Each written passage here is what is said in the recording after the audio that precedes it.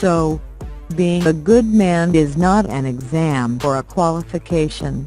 It changes, and it incorporates being a good friend, a good father, a good employee, a good boss, a good neighbor and a good citizen.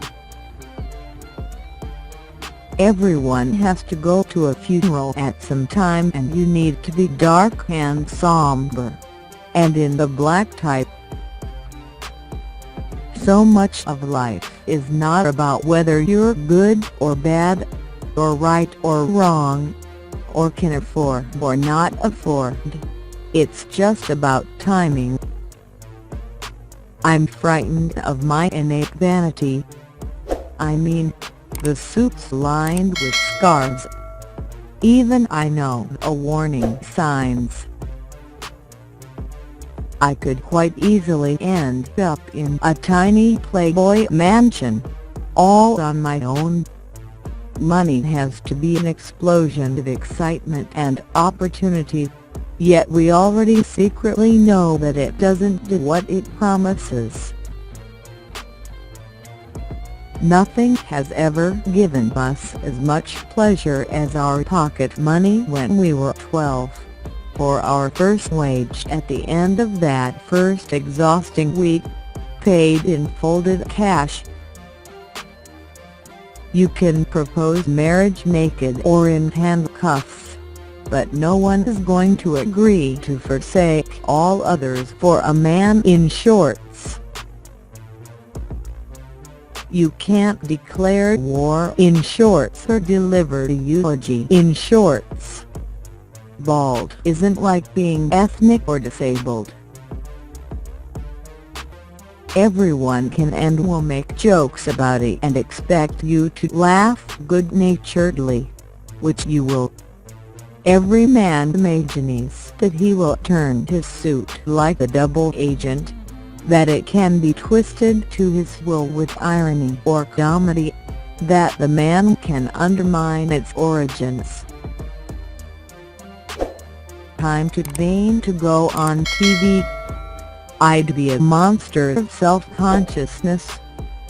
Plus, I've got a ridiculous voice. I sound like a camp friend of Bertie Wooster's.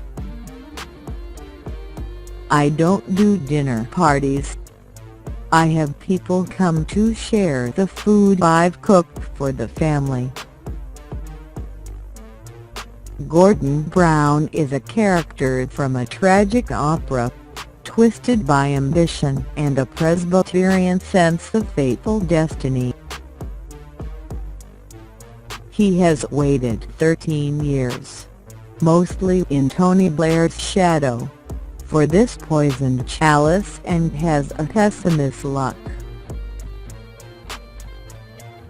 The one thing politicians will always vote for is more politics. So in 2000 they invented the post of Mayor of London without ever really thinking what it was a mayor would do. The problem with a man bag is that it's called a man bag. I don't remember ever stealing things, but I suppose I watched endlessly borrowing money off people. Mourning the loss of the phone call, his life pining for buggy driving or women in hats or 3 martini lunches. They've gone, because there is no better tool for writing than experience.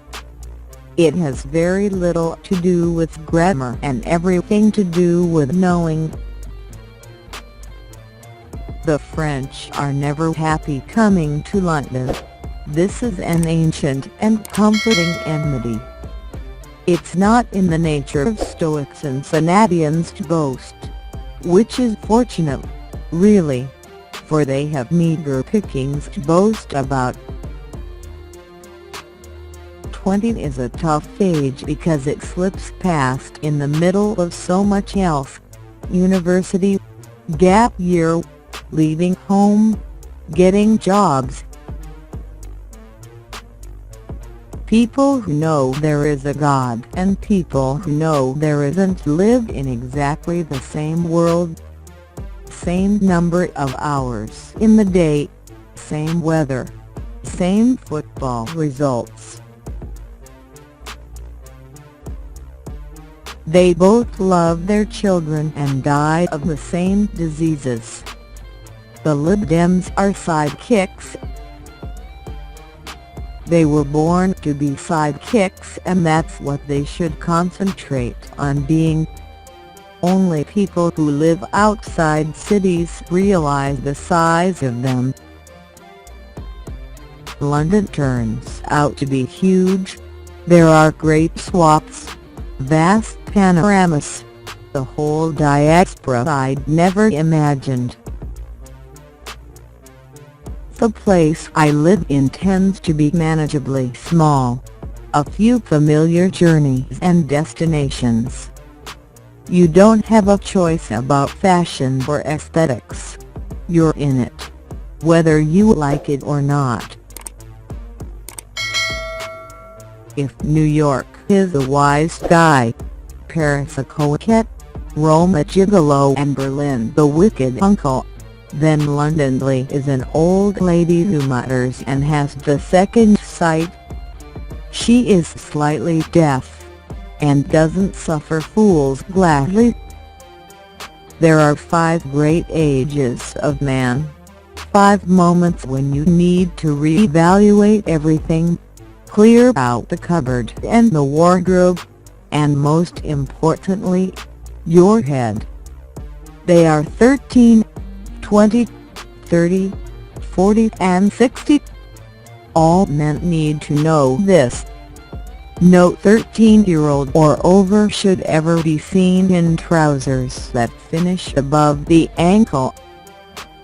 It doesn't matter how good your legs are, or if you're on a beach in Bermuda where they invented the things.